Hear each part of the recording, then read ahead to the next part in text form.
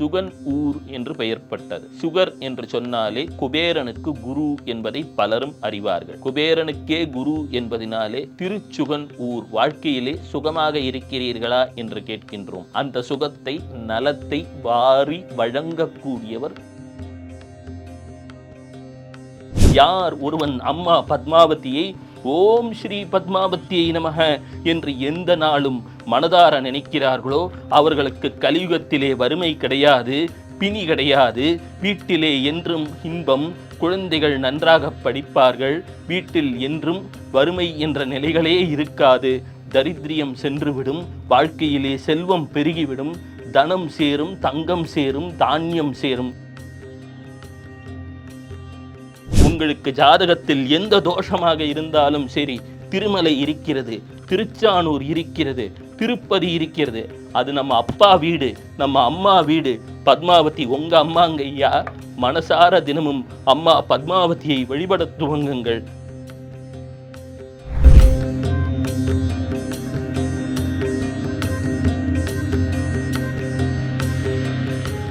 வெள்ளைக்கொம்பன் விநாயகனது பேரருட்கருணையினாலே வாழ்க்கையிலே பெரும் செல்வம் வேண்டும் என்று சொன்னார். எந்த ஒரு நிலையிலும் நாம் வாழ்க்கையில் தடுமாறாமல் காப்பாற்றக்கூடிய சக்தி என்பது அம்மா பத்மாவதி. பத்மாவதி என்று சொன்னாலே மகாலட்சுமியின் அம்சம். இப்பொழுது நான் பேசப்போவது திருச்சானூர், திருப்பதியில் இருக்கக்கூடிய பத்மாவதி அம்மாவை பற்றித்தான். சுகன் ஊர் என்று பெயர்பட்டது.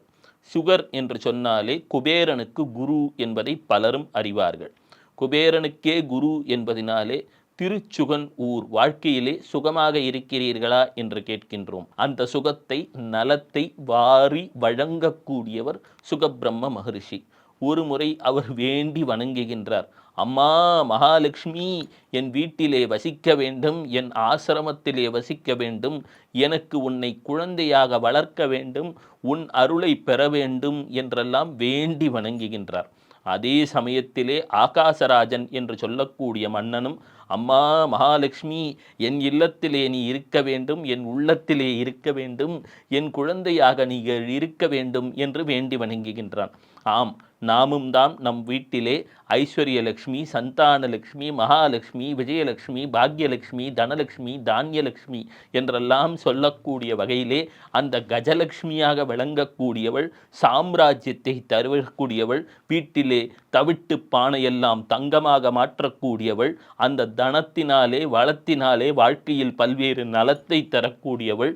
ஆம், பெரும் வீடு, வாசல், வண்டி, வாகனம் என்ற நிலைகளை அருளக்கூடிய அந்த அன்னை பராசக்தியின் தத்துவமாகிய மகாலட்சுமியின் கடாட்சத்தை வேண்டி வணங்கி கொண்டிருக்கின்றோம். அதே போல ஆகாசராஜ மன்னனும் வேண்டிக் கொண்டிருக்கின்றான். அதே மகாலட்சுமி 2 ரூபமாக இருக்கின்றாள். ஒன்று வேதலட்சுமி என்கின்றோம்.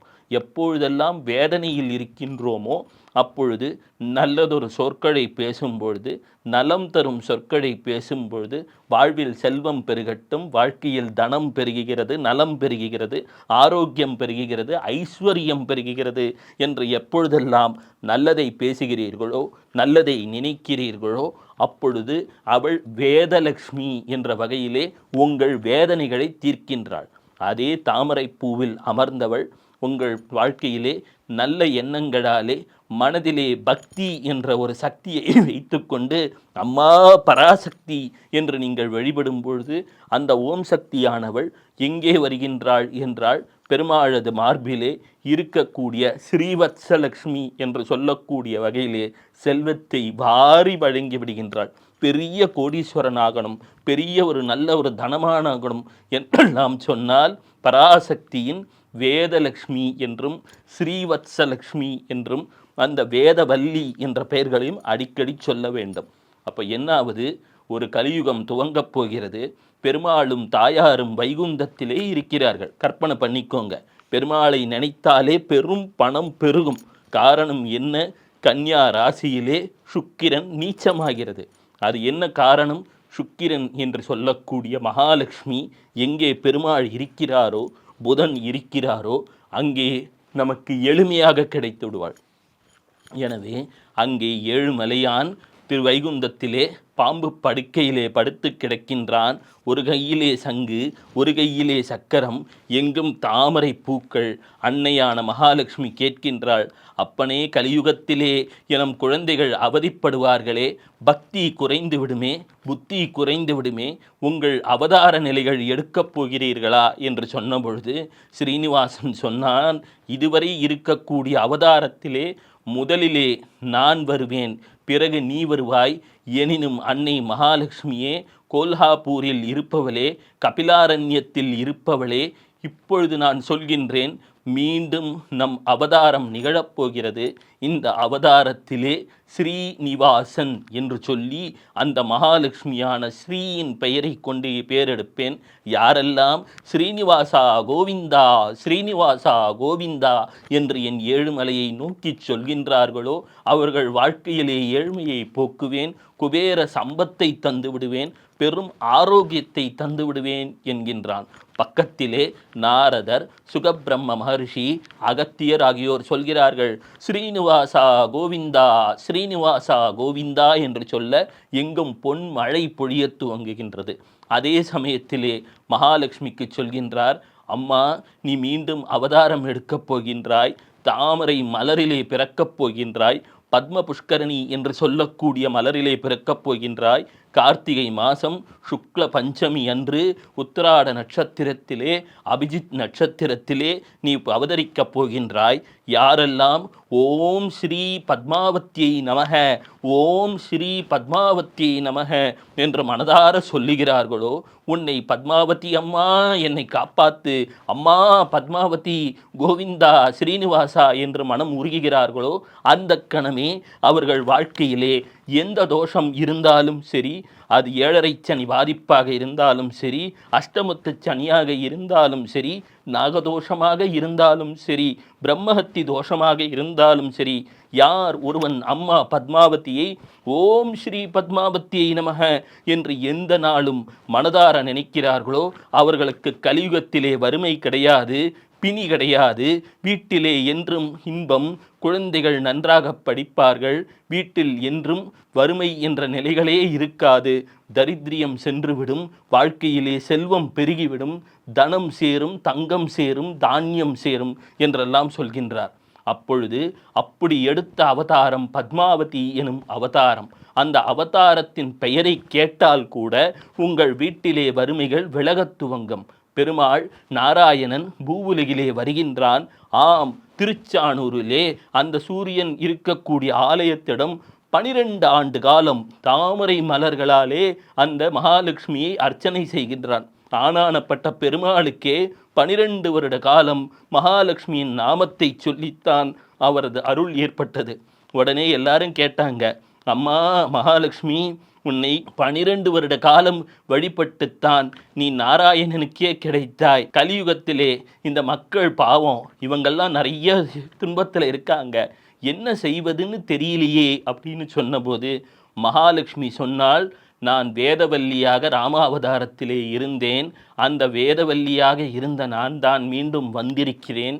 இந்த கலியுகத்திலே ஓம் ஸ்ரீ பத்மாவதியை நமக, ஓம் ஸ்ரீ பத்மாவதியை நமகன்னு யார் எங்கே கூப்பிட்டாலும் சரி, என் குழந்தைகள் இவர்கள், என் பிள்ளைகள் இவர்கள், இவர்களை காப்பாற்றுவதையே ஒரு கடுமையாக கொண்டுள்ளேன். எனவே திருச்சானூரை நோக்கி ஒரு முறையேனும் கைகூப்பி அம்மா பத்மாவதி எங்கள் வாழ்க்கையில் வந்துவிடு என்று சொன்னாலே அருள்வேன் என்றார். ஒரு முறை அனந்தாழ்வான் என்று சொல்லக்கூடிய பக்தன், அவனுக்கு இந்த கதையெல்லாம் தெரிஞ்சதோ தெரியலையோ, ஒரு பூ நந்தவனம் வைத்து அனுதினமும் திருமலையிலே பெருமாளுக்கு புஷ்ப கைங்கரியம் செய்து கொண்டிருக்கிறார். மலர்கள் வைத்து நந்தவனம் வைத்து ஒரு நாள் இரவு அவர் அறிந்தோ அறியாமலோ அங்கே ஒரு கணவனும் மனைவியும் விளையாடி கொண்டிருக்கும் காட்சியை காண்கிறார். அவர்கள் அந்த மலரை பிரித்து விளையாடி கொண்டிருக்கிறார்கள். நாராயணா, கோவிந்தா, கேசவா, மாதவா, நான் உனக்காக வைத்த மலர்களை பாரு, இவர்கள் என்ன விளையாடி கொண்டிருக்கிறார்களே என்று சற்று விரட்டுகிறார். உடனே விரட்டியதிலே அந்த மனைவியை மட்டும் பிடித்து விட்டார். தெய்வீக முகம், ஆம், பார்த்தாலே கும்பிடத் தோன்ற முகம். அந்த கணவர் எங்கோ சென்று விட்டாரே, இந்த அம்மா மட்டும் இங்கே நிற்கிறாரே என்றவுடன் இந்த அம்மா ஒரு தெய்வீக புன்னகையுடன் நின்று கொண்டிருக்கிறார். சற்று நேரம் காலை விடுகிறது. ஆலயத்திலே அங்கே அன்னை பத்மாவதி இல்லை. அர்ச்சகர்கள் ஆடிவிட்டார்கள். அப்பா திருமலையப்பா நடந்தது என்னன்னார். பக்தன் கூப்பிட்டான்னு என் மனைவி அங்கே பத்மாவதி அமர்ந்திருக்கிறார் அனந்தாழ்வானுடன் என்கிறார். அங்கே தோட்டத்திலே அனந்தாழ்வானும் அவரது மனைவியும் அம்மா பத்மாவதி இங்கே இருக்கிறீங்களே அப்படின்னு உணர்ந்து தலையிலே புஷ்பக்குடையுடன் எடுத்து சென்று திருமலையிலே மறைகிறார். அப்போ மறையும் பொழுது அந்த அம்மா சொல்கிறாங்க, என் குழந்தைகள் என்னை திட்டினாலும் சரி புகழ்ந்தாலும் சரி ஒரு முறையேனும் என்னை நினைத்து அம்மா பத்மாவதி காப்பாத்துன்னு கூப்பிட்டுட்டான்னா அவன் தலைவிதியை மாற்றுவேன் என்கிறார். ஆமாம், நம்ம அம்மா பத்மாவதி இருக்கிறார், கவலை வேண்டாம். உங்களுக்கு ஜாதகத்தில் எந்த தோஷமாக இருந்தாலும் சரி, திருமலை இருக்கிறது, திருச்சானூர் இருக்கிறது, திருப்பதி இருக்கிறது. அது நம்ம அப்பா வீடு, நம்ம அம்மா வீடு. பத்மாவதி உங்கள் அம்மாங்க ஐயா. மனசார தினமும் அம்மா பத்மாவதியை வழிபட துவங்குங்கள். அலமேலும் அங்க கைவிட மாட்டா. உங்களை ஆட்சியில் அமர வைப்பாள். உங்களுக்கு நல்ல வேலை கிடைக்கும், நல்ல திருமணம் நடக்கும். இனி எல்லாம் நன்மையே. சிவ சிவ.